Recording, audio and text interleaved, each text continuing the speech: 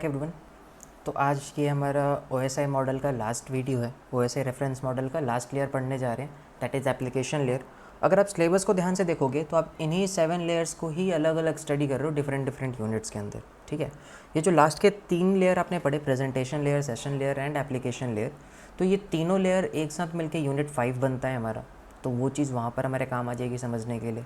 तो अगर आपको ये थोड़ी बहुत फील कनेक्ट कर पा रहे हो, आप ये समझ पा रहे हो कि ईच लेयर की फंक्शनैलिटी क्या है, वो कर क्या रहा है, तो आप उस चैप्टर से रिलेटेड छोटे मोटे क्वेश्चंस खुद टैकल कर सकते हो। नॉट अ बिग डील, आप इस चीज़ को समझ पाओगे कि आखिर हो क्या रहा होगा। नो डाउट कि उसके अंदर के न्यूमेरिकल्स वगैरह के लिए आपको कंसेप्ट समझने होंगे, लेकिन ऐसे बेसिक क्वेश्चंस अगर आ गए उस चैप्टर को एक्सप्लेन करने के लिए, थ्योरेटिकल क्वेश्चन है, तो फिर आई गेस आप समझ पाओगे, उस चीज़ को कर पाओगे। अब तक की वीडियोज़ आपके लिए हेल्पफुल रही होंगी। ठीक है, चलिए लेट्स कंटिन्यू। तो आज हम लोग पढ़ने जा रहे हैं application layer. This is the last layer और 7th layer in OSI reference model. ठीक, ये हमारे OSI रेफरेंस मॉडल का लास्ट लेयर है। इस मॉडल को कवर कर लेते हैं। इस एप्लीकेशन लेयर का आखिर रोल क्या था, अगर आपने ध्यान से समझा हो तो ये जो एप्लीकेशन लेयर है ये सीधा इंटरेक्ट कर रहा है किसके साथ, यूज़र के साथ। और यूज़र यहाँ पर डेटा इनपुट भी दे सकता है और यहाँ से कुछ डिस्प्ले में आउटपुट भी ले सकता है। यानी रिसीवर एंड पे होगा तो इसको एप्लीकेशन लेयर कुछ आउटपुट शो करेगी, और अगर ये यूज़र एंड पे है तो इसे कुछ डेटा मिलेगा यहाँ से इनपुट। तो यहाँ पे इसी चीज़ के बारे में बात की जा रही है, इस चीज़ को ही समझना है आपको। ठीक है, इस चीज़ को समझिए। At the very top of the OSI reference model stack of layers. Stack of layers का मतलब ऐसे जो आपने 7 लेयर्स पढ़े पूरे, इसका पूरा जो स्टैक बना हुआ था उसकी बात कर रहे हैं। We find application layer which is implemented by the network applications. These applications produce data which has to be transferred over the network. यही लेयर था एक्चुअल डेटा लाने वाला जो नेटवर्क पे जाने वाला है। This layer also serves as a window for application services access the network and display received information to the user. ये पूरी अंग्रेजी सिर्फ इतनी सी बात कह रही है कि ये सिंपल एक यूज़र इंटरफेस क्रिएट करता है, एक ऐसा विंडो क्रिएट करता है जहाँ से ये डेटा ले भी सकता है नेटवर्क पर भेजने के लिए, और नेटवर्क से डेटा लाकर यूज़र को कुछ डिस्प्ले भी कर सकता है, यूज़फुल इन्फॉर्मेशन जो यूज़र देखना चाहता है। एप्लीकेशंस लाइक ब्राउज़र, मैसेंजर, हम जो भी यूज़ कर रहे हैं, जैसे आप यूट्यूब यूज़ कर रहे हो, तो ये सारी चीज़ें क्या है, एक एप्लीकेशन है जो यूज़र इंटरफेस बनी हुई है। तो ये हमारा जो इंटरफेस है इसी को एप्लीकेशन कहते हैं। नोट करने वाली बात यह है, एप्लीकेशन लेयर को हम लोग दूसरा नाम क्या कहते हैं, डेस्कटॉप लेयर, यानी जो आउटर लेयर होती है जो यूज़र के सामने रहती है। क्या फंक्शनैलिटीज़ होती हैं एप्लीकेशन लेयर की? नेटवर्क वर्चुअल टर्मिनल, इसका मतलब बहुत इंपॉर्टेंट होगा, यहाँ से क्वेश्चन नेगेटिव में बहुत पूछे जाते हैं वर्चुअल टर्मिनल्स के बारे में। यहाँ हम लोग पढ़ेंगे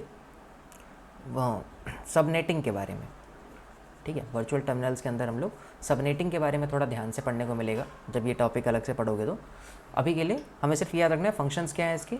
network virtual terminal, FTM file यानी file transfer access and management, mail services यानी POP सर्विस हो गया, SMTP हो गया। ये सारे के सारे जो प्रॉपर्टीज़ हैं, ये सारे जो प्रोटोकॉल्स हैं, ये एप्लीकेशन लेयर पर ही फॉलो होते हैं। डायरेक्टरी सर्विसेज हो गए, फाइल ट्रांसफ़र प्रोटोकॉल, यानी ये हमारा FTP की बात कर रहे हैं, ये हमारा SMTP की बात कर रहे हैं, या फिर POP3 की बात कर रहे हैं।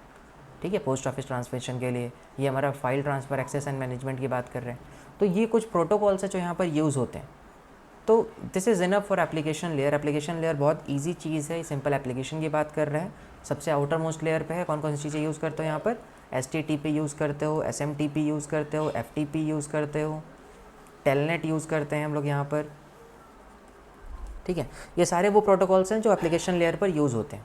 ठीक, स्पेशल नोट वाली बात ये है जो आपको समझना होगा, that OSI model act as a reference model and it is not implemented on the internet. ये बात आपको मैंने बताई थी कि एक्चुअल में कोई ऐसी चीज़ बनाई नहीं गई है, इसको एज अ रेफरेंस मॉडल लिया गया है। इस आइडियोलॉजी को यूज़ किया गया, इस मेथडोलॉजी के ऊपर, यानी आइडिया को हम लोग इम्प्लीमेंट करने की कोशिश कर रहे हैं यूजिंग समथिंग, एक एप्लीकेशन बना रहे हैं, बिकॉज इट्स लेट इन्वेंशन। इसके लेट इन्वेंशन के कारण द करंट मॉडल यूजिंग, जो अभी के टाइम पे करंट मॉडल अपन यूज़ कर रहे हैं उसका नाम है TCP/IP मॉडल। ठीक है, ये करंट मॉडल है जिसमें 4 लेयर्स होते हैं। लास्ट के जो 3 लेयर हैं उन सबको मर्ज करके इसने क्या बना दिया, सिर्फ एप्लीकेशन लेयर, सबसे ऊपर ऐप बना दिया। इसके नीचे ट्रांसपोर्ट लेयर है, ट्रांसपोर्ट नीचे के नेटवर्क लेयर है, और लास्ट के जो 2 लेयर थे यानी डेटा लिंक लेयर और फिजिकल लेयर, इन दोनों को मर्ज कर दिया गया इसके अंदर। समझ में? तो यहाँ पर टोटल 4 लेयर बनते हैं। आई थिंक क्लियर हो गया होगा ये टॉपिक। OSI रेफरेंस मॉडल अच्छे से समझ में आ गया होगा। 10 मार्क्स का क्वेश्चन आएगा और सेपरेट क्वेश्चन भी 5 नंबर में आने के चांसेस रहते हैं, that distinguish between working of any of the layers. वो पूछ सकता है लेयर 3 और लेयर 4 के बीच में डिफरेंस बताएं, तो आई गेस अब आप कर पाएंगे इसके बारे में। ठीक है, मिलते हैं नेक्स्ट वीडियो में, तब तक के लिए आप पढ़ाई करते रहें। Thank you so much.